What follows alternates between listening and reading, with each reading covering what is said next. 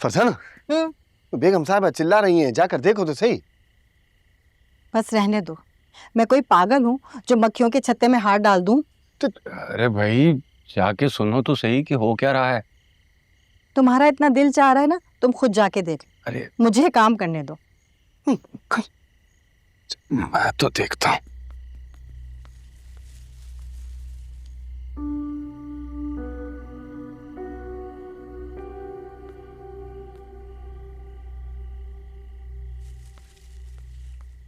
बोलो कामरान, तुम चुप क्यों हो? क्या? दिस इज ट्रू, मैंने तुमसे झूठ बोला, मैंने रोहित से झूठ बोला, ये भी सच है। मैंने नौकरों को छुट्टी दी, ये भी सच है। लेकिन किरण, मैंने सहर का रेप नहीं किया है। मैं मानता हूं मैं तुम्हारा गुनहगार हूं, मुजरिम हूं तुम्हारा, लेकिन रेप जैसी घटिया हरकत मैं नहीं कर सकता। तो फिर सहर ने तुम पे झूठा रेप का इल्जाम क्यों लगाया है? नहीं समझ आ रहा मुझे, सीरियसली मुझे बिल्कुल समझ में नहीं आ रहा है। पता नहीं किस बात का गुस्सा है उसे मुझे। इल्जाम ही लगाना था तो अफेयर का इल्जाम लगा देती वो, मैं फंस जाता। पर उसने रेप का इल्जाम लगा दिया मुझ पे। हम दोनों की जिंदगी तबाह करना चाह रही है। कामरान, नौबत यहाँ तक कैसे पहुंची? उसको तुम पर गुस्सा क्यों है? किरण, यू नो, forget it, छोड़ दो इस बात को। तुम और हर्ट होगी, मैं छोड़ो इस बात को बस। और क्या रह गया हर्ट होने के लिए? कामरान, मुझे पूरी बात बताओ। प्लीज थोड़ा आहिस्ता बोलो, लाजिम सुनेंगे तो क्या सोचेंगे यार, प्लीज। लगता है आज तो साहब को किरण बीबी ने रंगे हाथ पकड़ लिया। मास्टर हैं तुम्हारे कामरान साहब, मास्टर। इतनी आसानी से पकड़ में नहीं आएंगे। नहीं नहीं, आज उनका बचना मुश्किल लग रहा है। बस देखते जाओ, एक के बाद एक ताश के पत्ते की तरह झूठ फेंकेंगे और कोई ना कोई चाल काम कर ही जाएगी। अरे बस करो।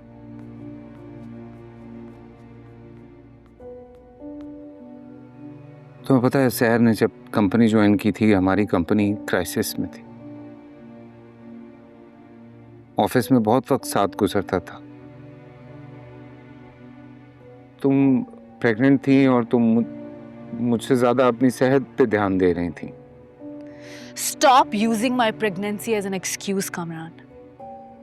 किरण, मैं सिर्फ ये कह रहा हूँ कि तुम प्रेग्नेंट थी और ऑफिस कम आती थी। मैं, रोहित और सहर ऑफिस में ज्यादा वक्त गुजारते थे। फिर तुम्हें याद है, तुमने ही कहा था मुझे कि मैं सहर और उसकी टीम के साथ बहुत रूड हो रहा हूँ, बदतमीजी कर रहा हूँ। तो सब नॉर्मल करने के लिए मैंने उससे बातचीत शुरू की, फिर पर्सनल बातें शुरू हुई। और वो पर्सनल बातें मैंने नहीं शुरू की, सहर ने शुरू की। शी टोल्ड मी कि उसकी डिवोर्स हुई है, उसका मियाँ अच्छा आदमी नहीं था, 6 महीने हो गए उसकी डिवोर्स को। अब वो मूव ऑन करना चाहती है, शादी करना चाहती है, उसके लिए कोई अच्छा लड़का देख रही है जिसे वो शादी कर ले। और फिर तुमने अपने आप को पेश कर दिया कि मैं बहुत अच्छा आदमी हूं, राइट? किरण, मैं अपनी बात खत्म कर, उसके बाद जो कहना हो, जो सुनाना हो, सुना लेना मुझे। क्यों, कोई नई कहानी बना रहे हो कि अगर रब टूट गया तो तुम भूल जाओगे कि तुमने क्या कहा था और क्या कहना है? नहीं किरण, बहुत मुश्किल से हिम्मत करके सच बोलने की कोशिश कर रहा हूं। अगर तुम इस तरह से बात करोगी तो मैं सच बोल नहीं पाऊंगा। देखा तुम दोनों ने कैसे एक के बाद एक झूठ बाहर आ रहा है और बाजी फिर से बनना शुरू हो गई है। हाँ, दुआ करो बाजी पूरी तरह से बेवकूफ बन जाए। आमीन। नहीं तो हम सब मारे जाएंगे।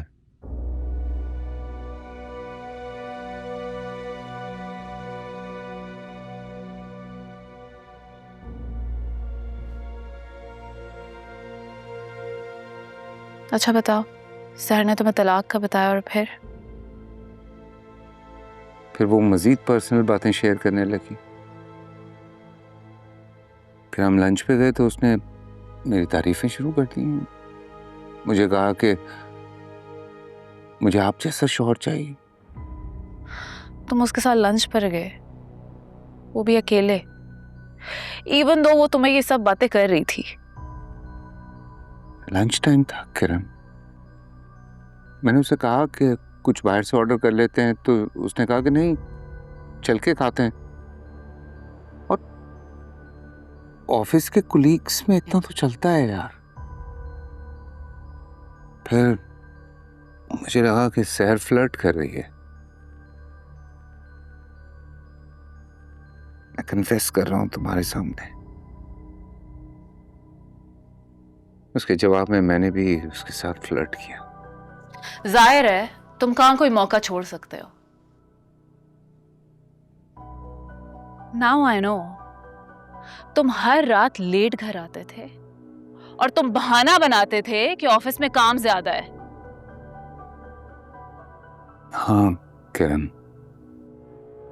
ये बात सच है। लेकिन मैं कसम खा के कहता हूं कि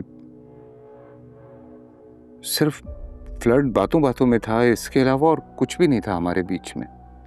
तुम दोनों के बीच में कुछ भी नहीं था तो वो हमारे घर क्या करने के लिए आई थी?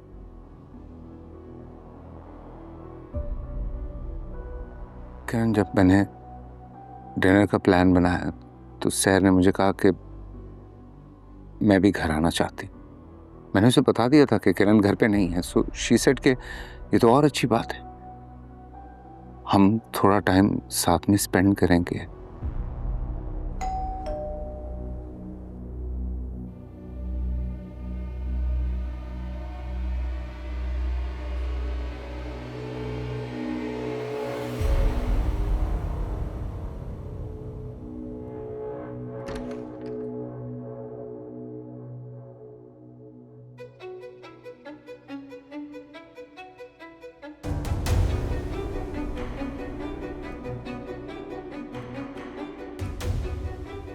किरण फिर बहक गया।